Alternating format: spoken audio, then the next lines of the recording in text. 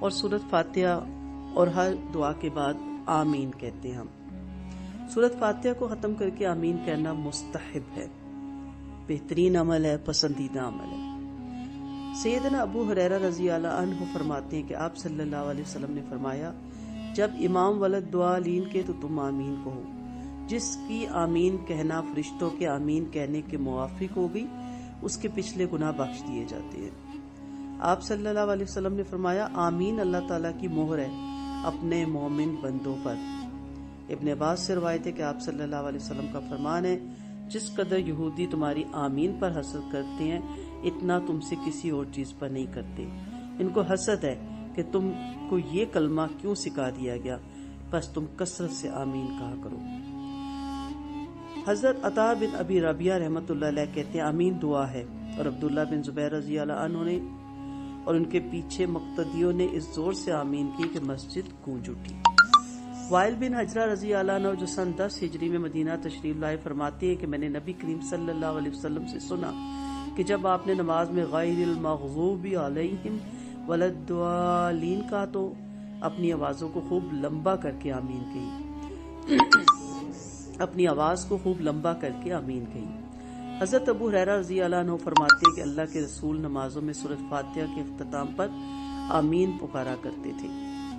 نماز میں آمین کہنی، دعا پر آمین کہنی اللہ تعالیٰ کی طرف سے نبی کریم صلی اللہ علیہ وسلم کا ارشاد ہے، مجھے عطا کی گئی جو مجھ سے پہلے کسی کو نہیں دی گئی۔ ہاں اتنا ہے کہ موسیٰ کی ایک دعا پر حضرت ہارون علیہ السلام نے آمین کہی تھی۔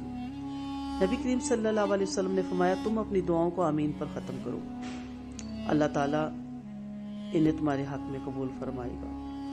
نبی کریم صلی اللہ علیہ وسلم کا فرمان ہے، آمین نہ کہنے والے کی مثال ایسی ہے جیسے ایک شخص ایک قوم کے ساتھ مل کر غزوہ کرے، غالب آئے، مال غنیمت جمع کرے، اب قرعہ ڈال کر حصہ لینا لگے تو اس کے شخص کے نام قرعہ نکلے ہی نہ اور کوئی حصہ نہ ملے۔ وہ کہے کیوں؟ تو جواب ملے، تیرے آمین نہ کہنے کی وجہ سے۔ تو آمین کی عادت ڈالے، اور کوئی آپ سے دعا کے لیے کہے تو کہ آپ دعا کریں، میں آمین کہوں گی۔ یہ بہترین طریقہ ہے، دعا بھی کریں سب کے لیے، لیکن دعاؤں کے آخر پہ آمین ضرور کہیں۔ سورۃ فاتحہ کمپلیٹ ہوئی۔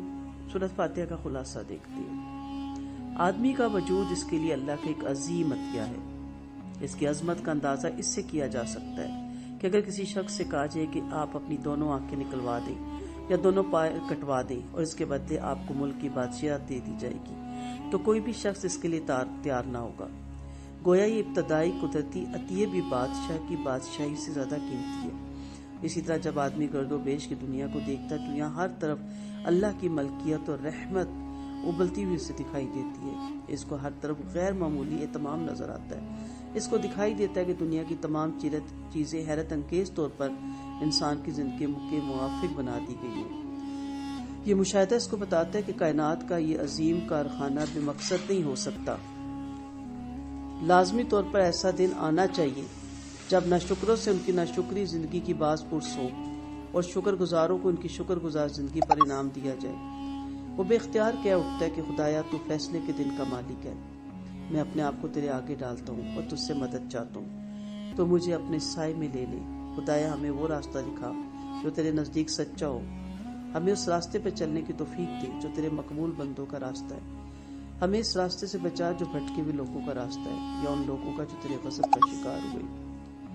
جیسا کہ سورۃ فاتحہ کی فضیلت میں ہم نے یہ حدیث پڑھی، آپ صلی اللہ علیہ وسلم نے فرمایا، اللہ فرماتا ہے کہ میں نے اپنے اور اپنے بندے کے درمیان نماز کو آدھا آدھا تقسیم کیا، اس کا نصف میرے لیے اور نصف میرے بندے کے واسطے، اور میرے بندے کو وہ چیز ملے گی جس کی وہ خواہش کرے گا۔ نبی کریم صلی اللہ علیہ وسلم نے فرمایا کہ جب میرا بندہ الحمدللہ رب العالمین کہتا ہے تو اللہ فرماتا ہے حمدنی عبدی، میرے بندے نے میری تعریف کی۔ اپنے آپ سے سوال کریں، اپنے ضمیر سے سوال کریں کہ جب ہم نماز پڑھتے ہیں تو حقیقت میں اللہ کی حمد و تعریف کرتے ہیں، یا نماز کے دوران بھی ہمارے اوپر دوسری شخصیات کی تعریفوں کا اثر باقی رہتا ہے؟ کیا اس دوران اللہ کے احسانات کے بارے میں دل میں شکر کے جذبات پیدا ہوتے ہیں؟ اور کیا اس کی کبریائی، اس کی بڑائی، اس کی عظمت ہمارے دلوں کو ڈھانپ لیتی ہے؟ یہی بہت بڑا احسان ہے اس کا کہ اس نے ہمیں نماز میں کھڑا کیا۔ یہ نہیں بڑی بات کہ میں کھڑی ہوں، یہ بڑی بات کہ اس نے کھڑا کیا۔ یہ بڑی بات نہیں کہ میرے میں قابلیت ہے، کیونکہ وہ بھی اس کی دی ہوئی ہے، یہ بڑی بات کہ وہ قبول کر لے۔ اور پھر الرحمن الرحیم، تو اللہ فرماتا ہے آسانی علیہ عبدی، میرے بندے نے میری حمد و ثنا کی۔ تو کیا یہ آیت پڑھتے وقت اس دن کا احساس جس دن ہمارے نیک اور بد اعمال کا پورا حساب ہوگا اور جزا اور سزا مقرر ہوگی، وہاں رحمان کی رحمانیت ہمارے کام آئے گی۔ تو کیا ہم نے کی سوچا کہ یہاں بھی میرے رب کا ہی رحم ہے جو میں اپنے قدموں پہ کھڑی ہوں، اور وہاں اس کے رحیم ہونا میرے کام آئے گا۔ اور پھر مالک یوم الدین، تو کیا میں نے آخرت کے لیے جواب دے کی تیاری کی؟ کیا دوسری نماز سے پہلے میں نے اپنے تمام معاملات درست کیے؟ کیا میں نے لوگوں سے ریگارڈ لینا، صلہ لینا بند کیا؟ اگر آپ لوگوں کی تنقید سے دل برداشتہ ہو جاتے ہیں اور لوگوں کی تعریف سے خوش ہو جاتے ہیں تو پھر آپ بہت دور ہیں آخرت کی فکر سے۔ کوئی آپ کو فرش پہ بٹھائے یا عرش پہ بٹھائے، دونوں صورتوں میں آپ کی ایک ہی کیفیت ہونی چاہیے کہ مجھے جزا اپنے رب سے چاہیے۔ اگر آپ کسی کی تعریف پہ خوش ہو جاتے ہیں اور تنقید میں ڈسہارٹ، تو پھر آپ کو آخرت کی کوئی فکر نہیں۔ ایاک نعبد و ایاک نستعین، تیری ہی عبادت کرتے ہیں، تجھی سے ہم مدد مانگتے ہیں۔ غلامی کی اگر آپ سمجھنا چاہیں تو دوبارہ وہ تفسیر سن لیں۔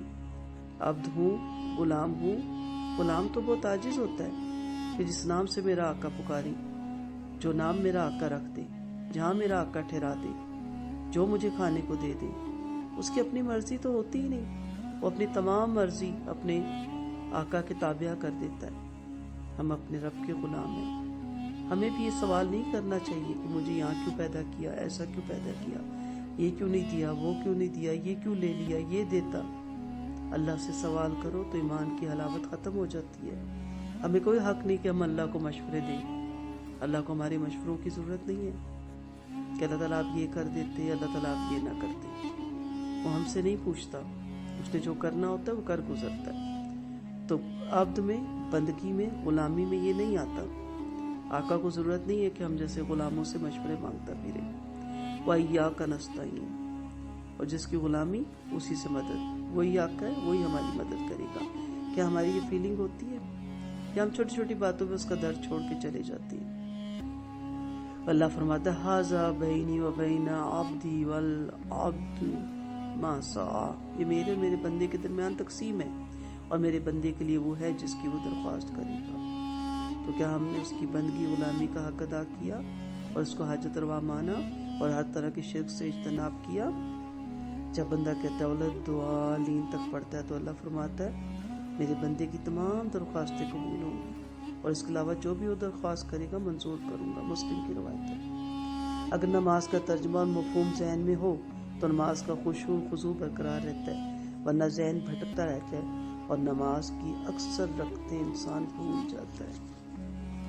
وآخر دعوانا ان الحمد للہ رب العالمین، سبحانک اللہم و بحمدک، نشہد ان لا الہ الا انت، نستغفرک و نتوب الیک۔ السلام علیکم ورحمۃ اللہ وبرکاتہ۔